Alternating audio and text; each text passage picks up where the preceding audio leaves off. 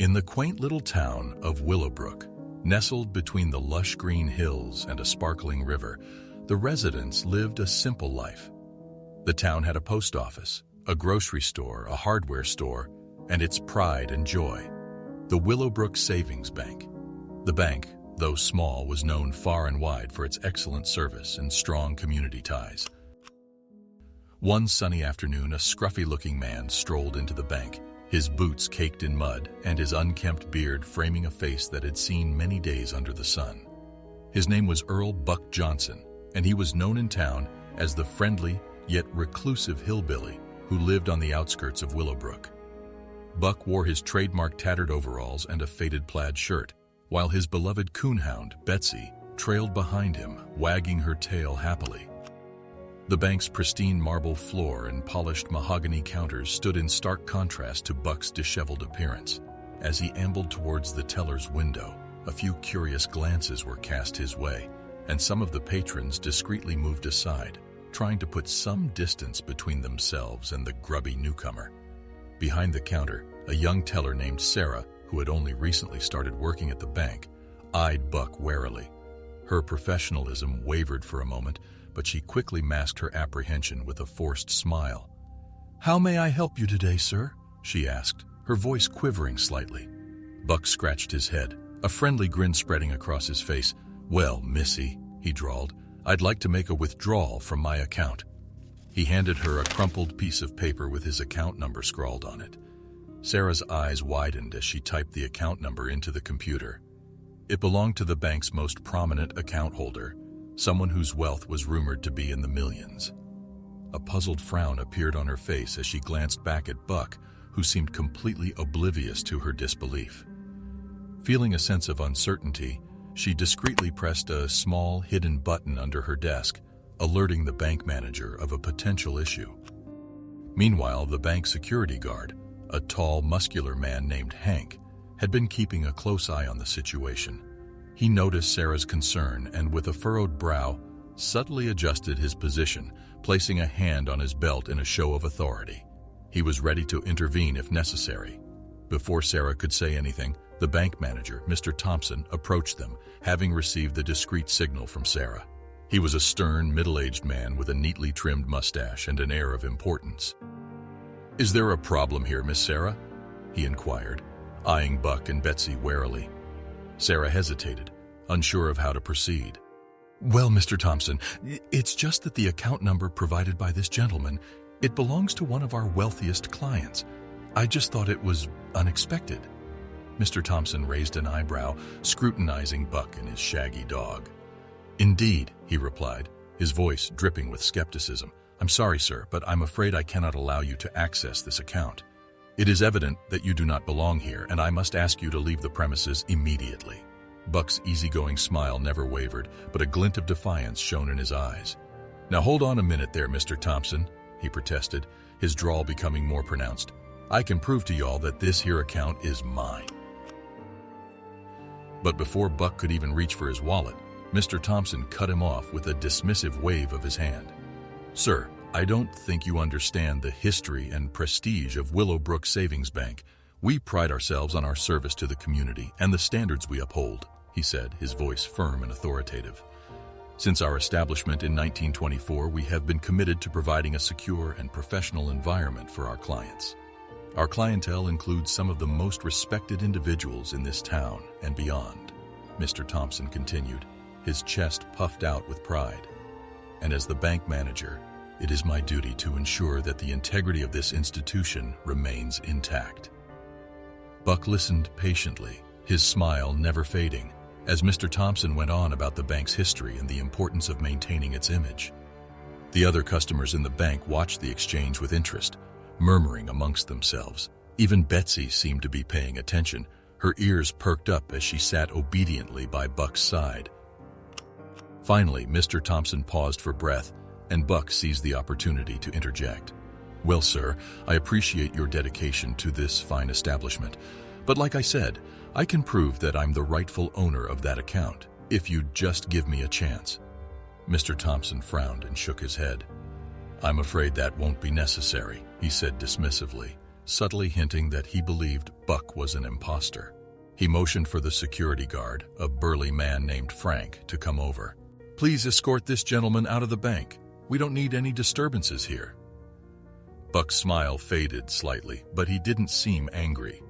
Instead, he calmly reached into his pocket and pulled out his wallet.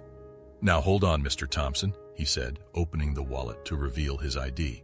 "I've got proof right here. See? Earl Buck Johnson. That's me." He held out his ID for Mr. Thompson to see, his expression one of quiet confidence. The other customers in the bank leaned in, curious to see how the situation would unfold. Mr. Thompson hesitated, his eyes scanning the ID with a mixture of suspicion and surprise. It was clear that he hadn't expected Buck to produce any legitimate proof. Mr. Thompson scoffed, handing the ID back to Buck. "This doesn't prove anything," he said dismissively, his eyes narrowing as he looked Buck up and down. "A man of wealth wouldn't dress like you, Mr. Johnson. It's simply not possible." With a gesture that encompassed Buck's worn jeans, faded plaid shirt, and scuffed boots, Mr. Thompson continued, his voice dripping with condescension. "You see, we here at Willowbrook Savings Bank have standards. We cater to a certain clientele, and I'm afraid you simply don't fit the profile. A wealthy individual wouldn't be caught dead in such attire. They would be wearing fine suits, designer shoes, and expensive accessories, unlike the common townsfolk." The bank's customers shifted uncomfortably, some of them glaring at Mr. Thompson for his blatant prejudice. Buck, however, remained unfazed by the bank manager's comments. Just as Buck was about to respond, a mysterious figure entered the bank, capturing the attention of everyone present. The tall, well-dressed gentleman carried himself with an air of authority, and it was clear that he was someone of great importance. He approached Buck and Mr. Thompson, his eyes fixed on the hillbilly.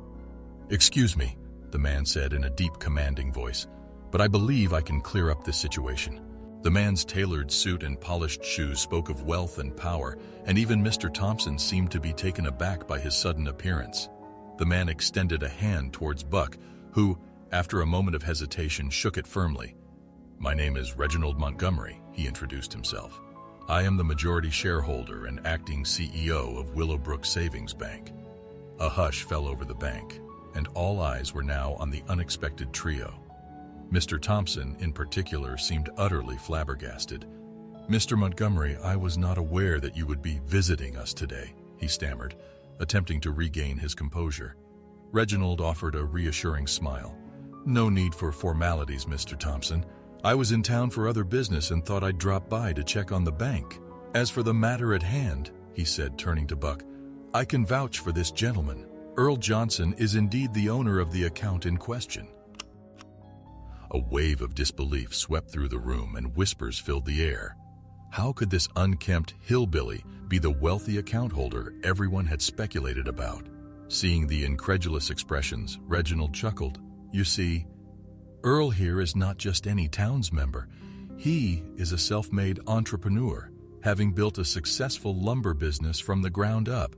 He's a man who values his privacy and chooses to live modestly despite his wealth." Buck, feeling a surge of confidence, finally spoke up. "That's right, folks. I've been living here in Willowbrook all my life. I started my business with nothing but an old chainsaw and a dream. You see, I grew up poor, never had much in the way of fancy clothes or fine possessions, and that ain't ever changed, even when my business took off." He paused, his voice growing softer as he shared a piece of his past. "I lost my little girl, Betsy, when she was just a baby. It was the hardest thing I ever went through, and I swore I'd never forget her. That's why I named my dog here after her," he said, gesturing to the loyal canine at his feet. "Money can't replace what I lost, and it sure as heck won't change the kind of person I am." Betsy wagged her tail in agreement, sensing the emotion in Buck's voice. The room was silent as the townspeople listened to his heartfelt story, their expressions filled with empathy and understanding. Even Mr. Thompson seemed momentarily taken aback by Buck's revelation, unsure of how to respond to the man who stood before him, humble and sincere. Sarah, who had been watching the unfolding drama with amazement, finally found her voice. A tear glistened in her eye, touched by Buck's story, and she wiped it away discreetly before speaking. "I'm so sorry for the confusion, Mr. Johnson. How much would you like to withdraw today?" Buck scratched his beard thoughtfully, then grinned. "Actually, Miss Sarah, I think I'll just deposit this check instead." He handed her a check for an impressive sum, and she processed the transaction without any further ado. As the tension in the bank began to dissipate, Reginald addressed Mr. Thompson. "I trust that this matter has been resolved to everyone's satisfaction. However, I do think it's important to remind ourselves not to judge others based on appearances. Everyone deserves to be treated with respect, regardless of their outward appearance." Mr. Thompson, chastened by the day's events, nodded solemnly. "You're absolutely right, Mr. Montgomery. I apologize for my earlier behavior, and I assure you it will not happen again." Mr. Montgomery raised an eyebrow, his expression stern and unyielding. "That's right, Thompson. It won't happen again because you're no longer going to be working here." The bank manager's face turned pale, and his voice trembled as he tried to protest. "But, Mr. Montgomery, Mr. Montgomery held up a hand to silence him. "I've made my decision, Thompson. Your behavior today was unacceptable, and I won't tolerate it in this establishment. I expect your resignation on my desk by the end of the day." The other employees and customers in the bank watched in stunned silence as Mr. Thompson, defeated and humiliated, nodded his understanding before walking away, leaving behind his once esteemed position and the respect of his colleagues and townspeople. With the matter settled, Reginald bid farewell to Buck and the bank staff and made his way out of the building. Buck, having completed his business, gave a friendly wave to Sarah and Mr. Thompson, then ambled out of the bank with Betsy in tow. Outside, the sun was still shining, and the townspeople of Willowbrook were left to ponder the surprising turn of events, as well as the valuable lesson they had learned that day.